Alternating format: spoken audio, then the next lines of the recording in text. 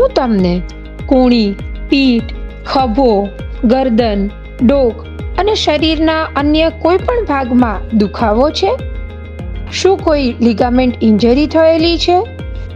કોઈ આર્થરાઇટિસ જેમ કે ગોઠણનો કે હિપનો આર્થરાઇટિસથી આપ પીડાઓ છો?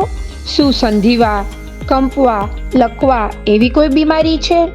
શું આપ કોઈ રનર છો, એથ્લેટ છો અને લિગામેન્ટ અથવા કોઈ મસલ ઇન્જરી થયેલી છે અને આ બધી જ તકલીફો આ શિયાળો આવવાથી વધી ગઈ છે? તો ચિંતાની જરૂર નથી. આ બધી જ તકલીફની 100% ઈલાજ અવેલેબલ છે.